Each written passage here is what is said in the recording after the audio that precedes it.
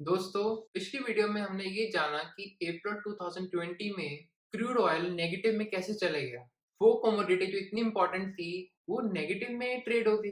खैर, इस वीडियो में हम ये जानेंगे कि impact of these crashed crude prices on India. India पे क्या इसका इम्पैक्ट है। जो व्यूअर्स ने वो वीडियो नहीं देखी और उनको इंटरेस्ट है तो प्लीज आप इस लिंक पे क्लिक करके देख सकते हो। और जो व्यूअर्स को ये जानना चाहते हैं कि जो around the world prices crash कर गए हैं, जो कि बाकी Brent crude oil, Oman crude oil, उनकी भी प्राइसेस नेगेटिव में तो नहीं है बट पॉजिटिव में भी अराउंड $20 हैं। उन क्रैश्ड प्राइसेस का इंडिया में क्या क्या इम्पैक्ट है, तो आइए मेरे साथ देखते हैं वो। सो दोस्तों, ये थर्ड वीडियो हमने इसको 3 पार्ट में डिवाइड किया है। एक हम ये देखेंगे कि इसके फायदे क्या हैं इंडिया को, डेटा ड्रिवन और लॉजिकली हम ये जानेंगे क्या इंडिया को बेनिफिट है in terms of dollar value, और साथ में इसके नुकसान क्या हैं, इनडायरेक्टली डायरेक्टली कैसे इंडिया को ये जो प्राइसेस क्रैश किए हैं ऑयल के, वो नुकसान कैसे कर रहे हैं। और लास्ट में जो कि सबसे इम्पोर्टेंट है कि इंडिया इस प्रॉब्लम या इस अपॉर्चुनिटी को कैसे अपने हक में खेल के इसको यूज करके वर्ल्ड पावर या वर्ल्ड इकोनॉमी की तरह उभर सकता है, और क्या इंडिया करे अभी जो उसको उस और लेकर जाए। पहले हम देखते हैं फायदे क्या हैं। सबसे पहला फायदा, आप सबको पता है, मुझे पता है, India is one of the largest importer of crude oil. और ये भी हमें पता है कि क्रूड ऑयल इंडिया के पास खुद के पास है नहीं। कुछ हिस्सों में है, असम में है, आंध्रा में है, कुछ-कुछ वेल्स हैं, बट वो इतना नहीं है कि इंडिया की नीड्स को पूरा कर सके। So almost 85% of crude oil is imported by India from different countries of the world. Major ये मिडल ईस्ट से आता है, इराक से, सऊदी अरेबिया से, कुछ हम रशिया से खरीदते हैं और वेनेजुएला से। आप इस चार्ट में देख सकते हैं कि 2012 आते-आते India became third largest consumer of crude oil. और ये अच्छी चीज है क्योंकि जब भी कोई कंट्री राइज करता है, उसकी इकोनॉमिक एक्टिविटीज बढ़ती हैं, तो उसकी एनर्जी कंजम्पशन बढ़ती है। तो ये अच्छी चीज है। लेकिन ये चीज इवेंचुअली हमें ये भी देखना है कि क्या कंट्री के खुद के पास ऑयल है, बट जैसे इंडिया के पास नहीं है तो उसका वो एनर्जी बिल भी बढ़ता है। इस सिचुएशन में जब ऑयल प्राइसेस $60 थे और अभी $20 रह गए अराउंड, उस केस में इंडिया को बहुत बेनिफिट। आप देख सकते हो 2019 में इंडिया ने ऑलमोस्ट $102 बिलियन सिर्फ क्रूड ऑयल को खरीदने में खर्चे, और तब ये प्राइस था एवरेज $60 पर बैरल। आज की डेट में $20 चल रहा है। हम ये भी मानते हैं कि कुछ महीनों में चीजें इंप्रूव होंगी और जो प्राइस है वो इंक्रीज करेगा। तो हम फिर भी ये मान सकते हैं कि वो एटलीस्ट $60-40 नहीं जाएगा, वो 30-35 के अराउंड रहेगा। तो अगर हम वो भी एवरेज माने, तो India gonna spend around 60 billion. तो इसका मतलब क्या है कि हम कम से come around $50 billion crude oil के बिल से सेव करने वाले हैं, जो कि बहुत ही बड़ा नंबर है और बहुत ही अच्छी खुशखबरी है इंडिया के लिए। अभी हम देखेंगे कि इंडिया की गवर्नमेंट इसको एक कंज्यूमर, एक आम आदमी तक पास करती है बाय डिक्रीजिंग द पेट्रोल और डीजल प्राइसेस, या वो ये सोचते हैं कि हम टैक्स लगाते हैं और इसको पैसे को 60 बिलियन को किसी और तरह यूज कर सकते हैं। अगला फायदा क्या है इंडिया को, आप इस चार्ट में देख सकते हैं कि India is the one of the top exporter of the petroleum products. हैरान की होगी क्योंकि इंडिया के पास तो क्रूड ऑयल नहीं है, तो इंडिया कैसे चीजें एक्सपोर्ट कर सकता है। तो दोस्तों, ये बहुत ही इंटरेस्टिंग बात है और इंडिया के लिए अच्छी चीज है कि इंडिया ने ये कुछ साल पहले ये समझा कि हमारे पास क्रूड ऑयल नहीं है, लेकिन अगर हम क्रूड ऑयल को इंपोर्ट करें और उसको रिफाइन करके उसके अंदर से कुछ प्रोडक्ट्स निकालें, जैसे डीजल, पेट्रोल, केरोसिन, एलपीजी और अदर केमिकल्स जो ड्रग्स बनाने में, पेंट बनाने में यूज होते हैं, तो हम मुनाफा कमा सकते हैं। इसी के कारण दोस्तों, इंडिया की बहुत ही बड़ी इंडस्ट्री ऑयल रिफाइनरी में एम्प्लॉयड है। बहुत ही बड़ी बिजनेस है। Reliance one of the company है जिनकी खुद की ऑयल रिफाइनरी है। इनफैक्ट गवर्नमेंट की खुद की ऑयल रिफाइनरीज है। तो ये जो ऑयल रिफाइनरीज को बहुत बेनिफिट होगा क्योंकि वो क्रूड ऑयल को as a raw product use करती हैं, उसको साफ करती हैं और उसके प्रोडक्ट वापस मिडल ईस्ट नेशन में बेचती हैं अपने दिमाग से और अपनी मेहनत से। सो हमें ये देखने को मिलेगा कि जब ये पैंडेमिक कम होगा, तो बाकी जो सेक्टर्स हैं वो may be this year unemployment, but इस सेक्टर में अनएम्प्लॉयमेंट नहीं आएगी, बल्कि इसको मुनाफा होगा। अगर नहीं भी मुनाफा होता, एटलीस्ट नुकसान कम है। तो ये अच्छी न्यूज़ है इंडिया के लिए। तो दोस्तों, हमने ये तो देख लिया हमें फ़ायदे क्या-क्या हैं, लेकिन हमें नुकसान भी हैं कुछ, जो कि देखने में लगता नहीं है। तो देखते हैं हमें नुकसान क्या-क्या है। सबसे पहला नुकसान जो मुझे लगता है, वो ये है कि जो इंडिया है, आप एक ग्राफ देख सकते हैं, इंडिया को one of the highest foreign direct investment मिल रही है पिछले 15 सालों में, और ये अमाउंट लगातार बढ़ा ही है और ये 49 बिलियन तक पहुँच गया। तो अगर हम ये समझे कहाँ से पैसा आता है और ये है क्या, तो जो इन्वेस्टर्स और खास करके जो इन्वेस्टर्स ऑयल प्रोड्यूसिंग कंपनी से हैं, वो इंडिया की इकोनॉमी में पैसा खर्चते हैं, क्योंकि उनको बहुत प्रॉफिट होता है। जब ये लोग सऊदी अरेबिया या अमेरिका के जो कंपनीज को बहुत प्रॉफिट होता है, तो वो ये सोचते हैं कि अभी हम कौन सी इकोनॉमी में पैसा लगाएं ताकि हमारा वो पैसा और बढ़े। तो उनको इकोनॉमी लाइक इंडिया, चाइना या ब्राज़ील जैसी बहुत ही ज़्यादा लुक्रेटिव लगती हैं, because these are emerging economies, और इंडिया बहुत ही एक डेमोक्रेटिक नेशन है, तो people prefer to invest here. और ये जो पैसा आता है, ये हमारे देश के लिए बहुत इम्पोर्टेंट है, क्योंकि बहुत सारी प्राइवेट कंपनीज़ जैसे रिलायंस होगी, एचडीएफसी बैंक हो गया, इन्फोसिस होगी, बहुत सारी कंपनीज़ इस पैसों से, इनसे पैसा लेकर इन्वेस्टर्स से अपने बिज़नेस एक्सपैंड करती है, एम्प्लॉयमेंट जनरेट करती है, इंफ्रास्ट्रक्चर बढ़ाती है, जिससे क्या होता है, उनका खुद का प्रॉफिट बढ़ता है और इवेंचुअली सबका फ़ायदा होता है। अभी जो ये ऑयल क्राइसिस आया, इससे क्या हुआ, जो भी ग्लोबल इन्वेस्टर थे, जो ऑयल एक्सपोर्टिंग नेशंस से थे या जिनका प्रॉफिट थ्रू ऑयल आ रहा था, वो लोगों का तो प्रॉफिट आना बंद हो गया। तो वो लोग पैसा नहीं देंगे और इन्वेस्ट नहीं करेंगे पैसा, बल्कि जितना इन्वेस्ट किया था, वो भी निकालेंगे। तो ये जो चीज़ होगी, कहीं न कहीं हमें देखने को मिलेगा कि हमारी इंडिया की खुद की कंपनीज़ के पास लिक्विडिटी ऑफ मनी कम होगी और मेबी वो एक अनएम्प्लॉयमेंट की तरफ बढ़े, द रीज़न बीइंग उनके पास पैसे नहीं होंगे। So this is not a good thing for us. आगे चलते हैं और देखते हैं कि और हमें क्या किस तरह का नुकसान हो सकता है। अभी एक चीज़ है, जो इंडिया जो एनआरआईज़ हैं, वो almost 17 million NRIs अभी like Indian citizens who are living abroad है, जो कि बहुत ही बड़ा नंबर है।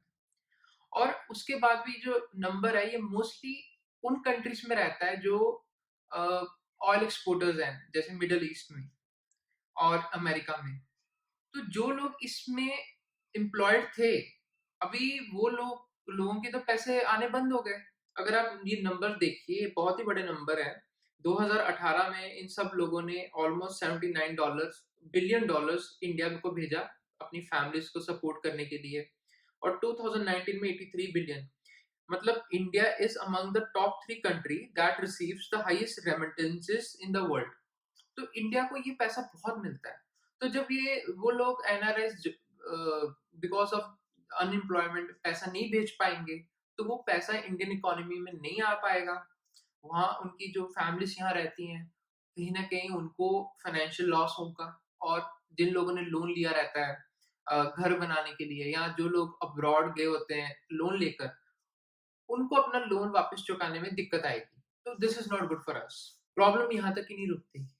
अगर ये ऑयल प्राइसेस बहुत नीचे काफ़ी देर तक रुकते हैं, तो होगा क्या, जो एनआरआईज़ बाहर गए हुए हैं, उनकी खुद की सेविंग्स कम होएँगी, इवेंचुअली खत्म हो जाएँगी, और when they don't have a job, when they don't have a saving, बहुत लोगों का वर्क वीज़ा खत्म हो जाएगा, तो they have to come back.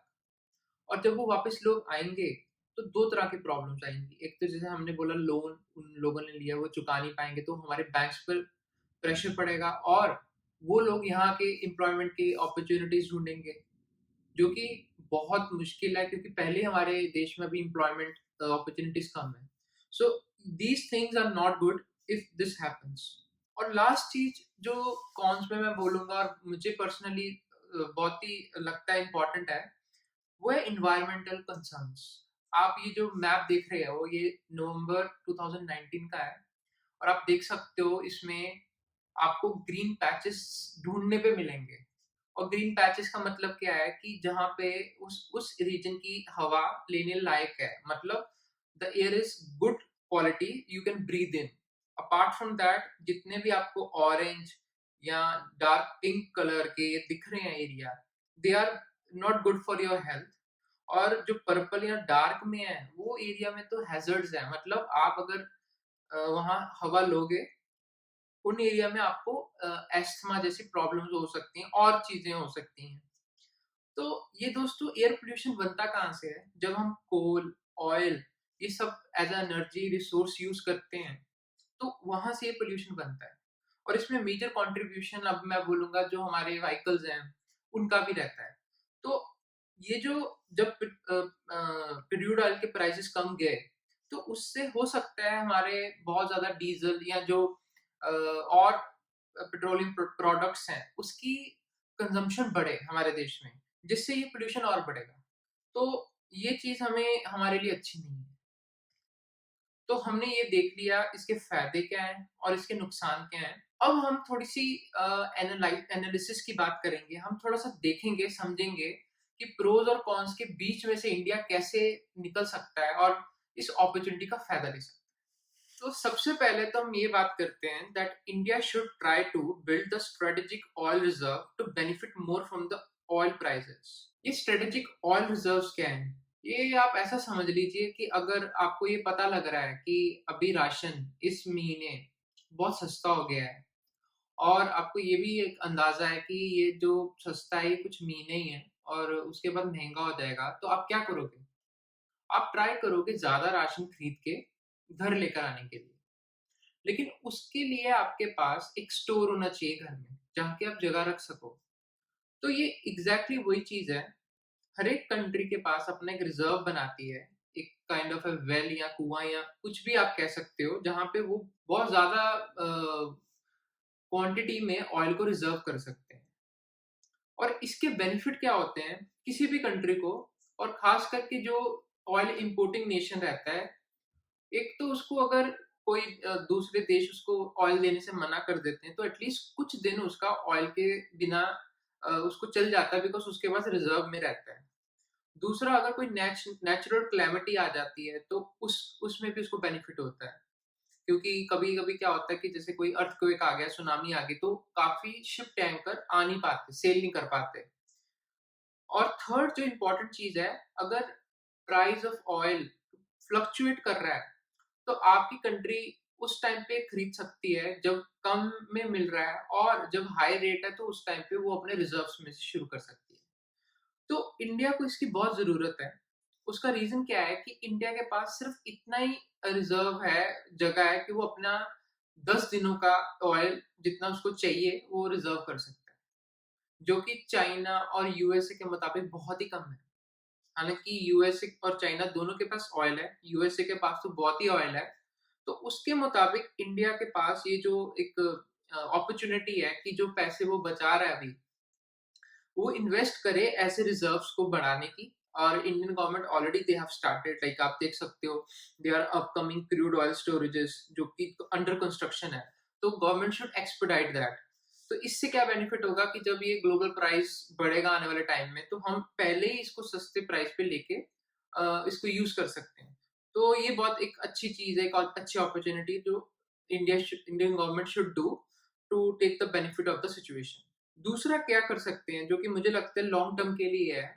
दोस्तों एक चीज तो हमें समझ पड़ गई कि आज के टाइम में कोई भी country without energy resources grow नहीं कर सकता। और आज की डेट में जो ऑयल है वो वन ऑफ द इम्पोर्टेंट या बिगेस्ट सोर्सेस ऑफ एनर्जी है। तो इससे क्या होता है, इंडिया को बहुत ही डिसएडवांटेज होता है, क्योंकि इंडिया खुद के पास जब होता नहीं है तो उसको इंपोर्ट करना पड़ता है। वो जो बिल आता है उससे हमारी इंडियन इकोनॉमी में पे भी इम्पैक्ट करता है। हम हमारे लोग टैक्सेस भी ज्यादा देते हैं और हमारे पोल्यूशन, एयर पोल्यूशन भी होता है। तो ये सब चीजों से बचने के लिए ये एक अपॉर्चुनिटी है जहां पे हम इन सब का सोल्यूशन ढूंढ सकते हैं। और वो कैसे? India is a tropical country. और ट्रॉपिकल से मतलब ये है मेरा दोस्तों कि in comparison to USA, Europe, India को बहुत ज्यादा सनलाइट मिलती है। इतनी मिलती है कि पूरे साल में अगर हम कुछ पार्ट जे एंड के, हिमाचल या नॉर्थ इंडिया का छोड़ दें, तो उसके अलावा पूरे देश में हमें ऑल 12 मंथ्स ही सनलाइट रहती है। तो हम इस चीज़ का बेनिफिट कैसे ले सकते हैं? अगर हम वन टाइम इन्वेस्टमेंट करते हैं अपने सोलर सोलर पैनल खरीद के, सेल्स लगा के, और वो सोलर सेल्स को हम इलेक्ट्रिसिटी ग्रिड के साथ कनेक्ट कर दें, तो उससे क्या होगा, जो आज की डेट में अगर इंडिया को इलेक्ट्रिसिटी कई जगह डेफिसिट है, हम इलेक्ट्रिसिटी सरप्लस कंट्री मिल जाएगा, बन जाएँगे। और इससे क्या होगा, हमारी जो ऑयल, कोल से जो डिपेंडेंसी वो कम हो जाएगी। ये तो हमने एक देश के लेवल पे बात कर ली। अगर हम थोड़ा-सा और डेप्थ में जाएँ, तो हम एक और चीज़ इससे प्रॉब्लम सॉल्व कर सकते हैं, वो है हमारे लोगों की गरीबी की। हमारे देश में आज भी most of the people are dependent on agriculture, और उनका जो एग्रीकल्चर है वो सिर्फ़ मॉनसून पे डिपेंडेंट है, जो कि मॉनसून बहुत ज़्यादा अनप्रेडिक्टेबल रहते हैं। तो जो स्टेट्स हैं हमारी, राजस्थान है, मध्य प्रदेश है, महाराष्ट्र है, उड़ीसा है, वेस्ट बंगाल है। अगर हम इन सब एरियाज़ जहाँ पे अ, एग्रीकल्चर में बहुत दिक्कतें होती हैं बिकॉज़ पानी नहीं मिल पाता, वहाँ पे ऐसे सोलर पैनल्स वो किसान लगा दे, जहाँ पे पहले से ही उनको लगता है कि यार इतना ज़्यादा इसकी अ, मेरी क्रॉप्स की यील्ड नहीं होगी। तो उससे क्या होगा, उसको एक मंथली इनकम बननी स्टार्ट हो जाएगी। वो वहाँ की जो इलेक्ट्रिसिटी बनाएगा अपना सोलर पैनल से, वो गवर्नमेंट को सेल कर सकता है। गवर्नमेंट को क्या बेनिफिट है, जो उसको एनर्जी चाहिए वो उसको मिल जाएगी। एक आम किसान को, एक आम गरीब आदमी को क्या बेनिफिट है, उसको कुछ हज़ार रुपए मिल जाएँगे जिससे वो अपने घर का राशन ले सके। सो ये जो अभी एडवांटेज हुआ है, अभी हमारा ऑयल हमें ज़रूरत कम है या प्राइसेज़ कम है, इस टाइम पे India should invest highly on the renewable energy resource, specially on the solar panels. और इसके साथ-साथ हमारे इंडिया के पास बहुत ही ब्यूटीफुल, बहुत ही लॉन्ग कोस्टल लाइन है, और कोस्टल लाइन का बेनिफिट क्या होता है, वहाँ पे हवा बहुत तेज़ चलती है। तो हम across all the coast line ये विंड मिल्स लगा दें, इससे भी हमें इलेक्ट्रिसिटी बनेगी, तो ये भी बेनिफिट होगा। इसके आगे अगर हम एक और चीज़ करें, ये थोड़ा-सा अब से 5 या 10 साल का सोचें अपनी आने वाली जनरेशन का, तो जैसे हमने डिस्कस किया कि एयर पॉल्यूशन इंडिया में बद से बदतर हालत है, बहुत खराब है। तो हम अगर ये जो पैसा हमें बच रहा है अभी ऑयल से, या गवर्नमेंट अपनी तरफ से कुछ इन्वेस्टमेंट करे इलेक्ट्रिक कार की रिसर्च में, और उसको सक्सेस बनाने के लिए इंफ्रास्ट्रक्चर डेवलप करे। कुछ कंपनीज़ है, जैसे महिंद्रा कंपनी है, वो इलेक्ट्रिक कार पे वर्क कर रही है। लेकिन आप या मैं इलेक्ट्रिक कार तभी खरीदेंगे ना, अगर हमें पता होगा कि हम इसको रीफ़िल कर सकते हैं, मतलब हम इसको रिचार्ज कर सकते हैं। तो उसके लिए स्टेशंस चाहिए होते हैं अक्रॉस द कंट्री, और वो अगर गवर्नमेंट अपनी तरफ से कुछ फंडिंग करे, हर जगह जैसे पेट्रोल पंप है उसकी जगह ये इलेक्ट्रिक स्टेशन रहते हैं। तो उससे क्या होगा, हम आम लोगों में इलेक्ट्रिक कार के प्रति एनकरेजमेंट मिलेगी गवर्नमेंट की तरफ से। तो 10 साल बाद हम ये देख सकते हैं कि जो हमारी डिपेंडेंसी आज डीज़ल और पेट्रोल कार्स पे है, वो उससे हट के इलेक्ट्रिक कार्स पे होएगी। इसका जो नतीजा क्या होगा, जो एयर पॉल्यूशन होता है या जितनी हमें ज़रूरत पेट्रोल की पड़ती है, वो दोनों चीज़ें हमारी कम हो जाएँगी। तो इससे आने वाले 10 से 15 साल में आपको एयर पॉल्यूशन में जो ड्रॉप दिखेगा, वो सब्सटैंशियल होगा। दोस्तों, इसके आगे मैं बात करना चाहूँगा, ये शायद सिर्फ़ ऑयल क्राइसिस तक ही सीमित नहीं है। ये एक अपॉर्च्युनिटी मुझे पर्सनली लगती है कि जो इंडिया के पास आई है because of oil crisis as well as pandemic जो पूरे वर्ल्ड में चल रहा है। इससे क्या हुआ है, इससे पूरे वर्ल्ड की जो कंट्रीज़ है, गवर्नमेंट है या कंपनीज़ हैं, उनका विश्वास चाइना से कम हुआ है।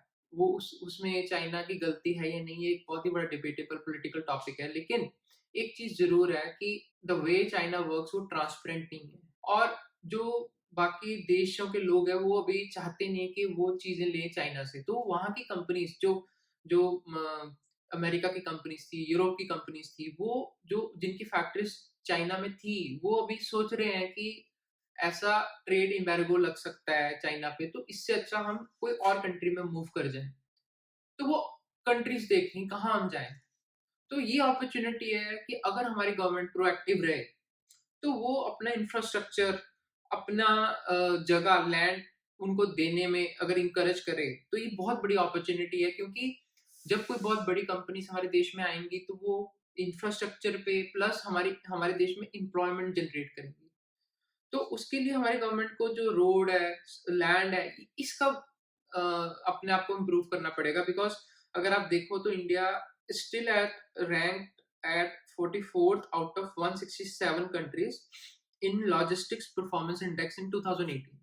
तो still lot needs to be done. तो ये एक अपॉर्चुनिटी है, अगर हम इस चीज़ को चाहते हैं अपने देश में लोगों को एम्प्लॉय करना, हर एक आदमी के पास बेसिक नेसेसिटीज़ के लिए पैसा या चीज़ें हों, तो ये बहुत एक अच्छी चीज़ है। और इसके साथ-साथ ह्यूमन कैपिटल। एक मीडियन एज 2020 में इंडिया में 28 इयर्स है और इसके मुकाबले चाइना और यूएसए में +40 है और जापान में तो अराउंड 50 इयर्स है। मतलब 2020 में most of us are very young age population. इसका फ़ायदा क्या होता है? हम लोगों को बहुत जल्दी स्किल कर सकते हैं, हम लोग बहुत ज़्यादा प्रोडक्टिव हैं। तो ये कोई भी कंपनी जब इन्वेस्ट करती है, देखती है कि क्या मुझे वहाँ पे काम करने के लिए एम्प्लॉइज़ मिलेंगे? तो लोग तो हैं, बट एक गैप कम करना पड़ेगा जिसको हम बोलते हैं स्किल, उनको स्किल बनाना पड़ेगा।